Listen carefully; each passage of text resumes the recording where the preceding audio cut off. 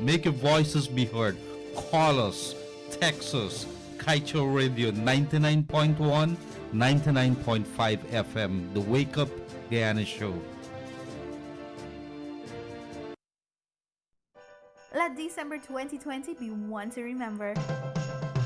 Drive away with an Axio car from Predo Baby with 4 different options to win. Follow us on Facebook at Predo Baby South America. Predo Baby diaper is known for its premium quality and high absorbency level. It keeps your baby dry and comfortable with its stretchy waistband. Available in regular paste and pull-up pants style from newborn to stage 7. See press for details or contact us on 233-2473. Predo Baby, the diaper of the new generation. This is the news on top of the hour. Live from our studio in Georgetown. Kaieteur Radio, 99.1 FM.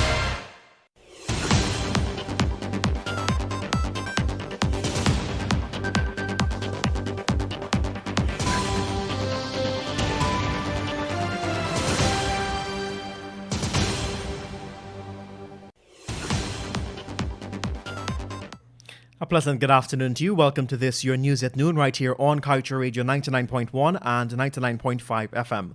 The news comes to you with the kind compliments of Predo Baby. I am Joshua Van Slyckman.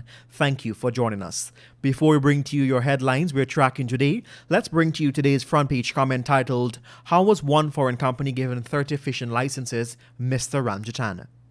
Kemraj Ramjatan, the leader of the Alliance for Change, is uncomparably barefaced. Here, he's agitated over 2 trawler licenses. This is the same man who was so dumbstruck that could not utter a single syllable about oil. But now, he wants to go to the National Assembly over 2 trawler licenses. We encourage Mr. Ramjatan now to take his grouch to the National Assembly. While there, he must tell all Guyana about the 7 persons who have trawler licenses, of which 6 are Guyanese, who together with 1 foreigner hold a total of 80 plus licenses. He must tell all Guyanese about the 30 licenses held by that single foreigner. How about that, Mr. Ramjatan? And now that he has found his voice, how about going to the National Assembly?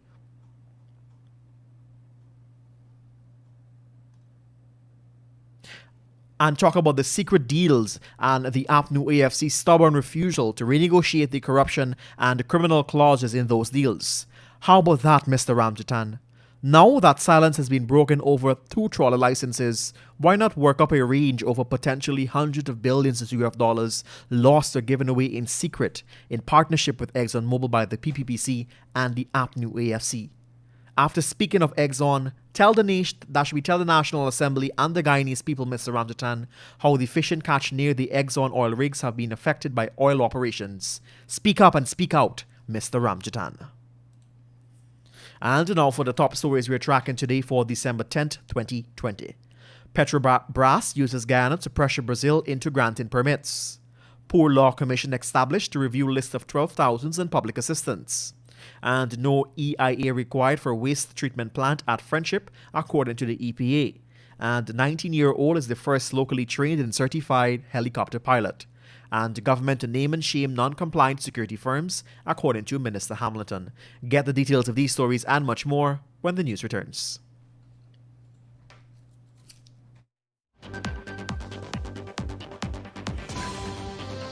This Christmas, Shake to Win just got bigger!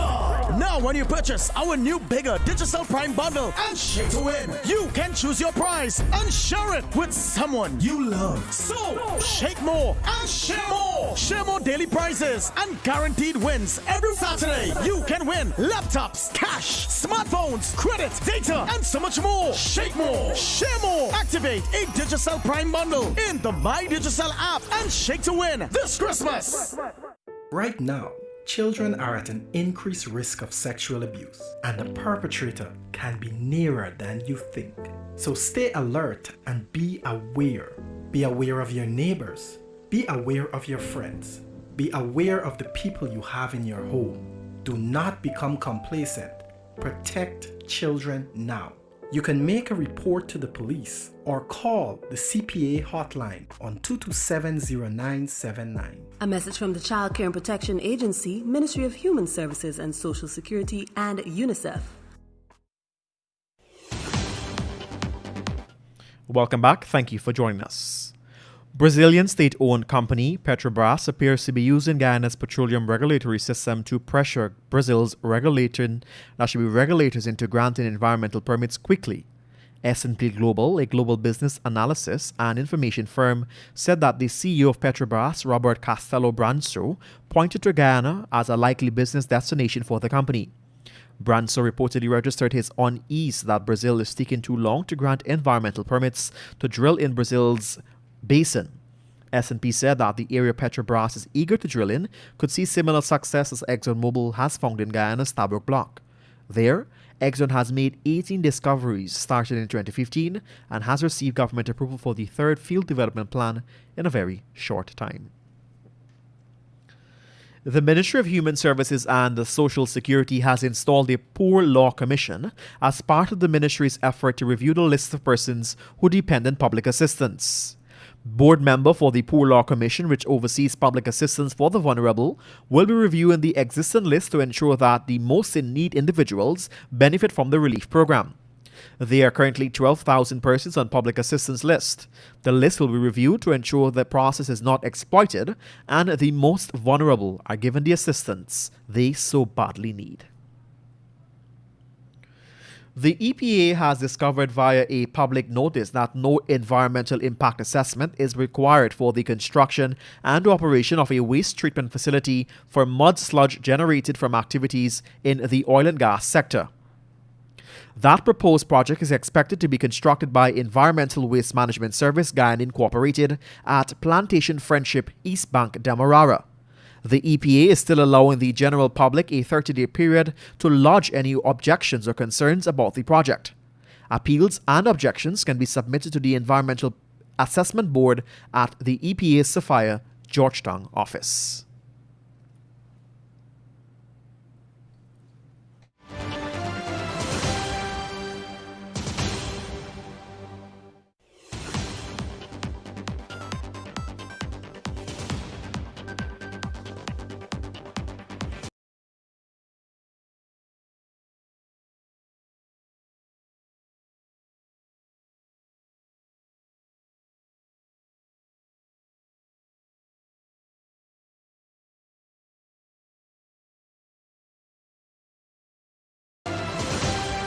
Captain Azam Ali, a 19-year-old who hails from the Essequibo coast, has made history for being Guyana's first locally trained and certified helicopter pilot. He was honored by Minister of Public Works yesterday during a ceremony which saw the Minister of Public Works, Bishop Juan Edgel, the Director of the Guyana Civil Aviation Authority, Egbert Fields, and others. During the ceremony, Edgel stated that his accomplishment is an inspiration to all young professionals as he presented the young man with a plaque. Security firms found non-compliant with Guyana's labor laws will be publicly shamed. This is according to Minister of Labor Joseph Hamilton. He said that the public shaming will include publishing the names of the security firms, their principals, their directors, and managers. The minister said that the forewarning was given to security companies last month, where he lamented on issues regarding equal pay, proper overtime salaries, and adequate working conditions for their employees. You're listening to your main newscast right here on Kaieteur Radio 99.1 and 99.5 FM that comes to you with the kind compliments of Pretho Baby. When the news returns, man drunks trying to remove seine from boat propeller. Barge slams into Demerara Harbour Bridge, only small vehicles and minibuses allowed to cross. And COVID-19 creating new opportunities for corruption, and UNDP prepared to strengthen transparency, accountability, and anti-corruption measures.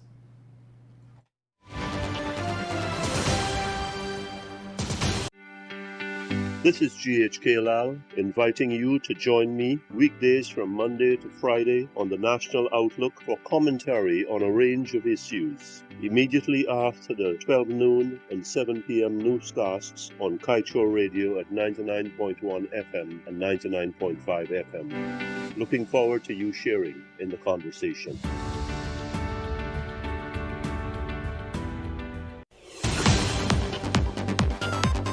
Thank you for joining us on Kaieteur Radio. A 72-year-old man on Tuesday reportedly drowned after he plunged overboard to remove a seine from the propeller of the boat in which he was traveling.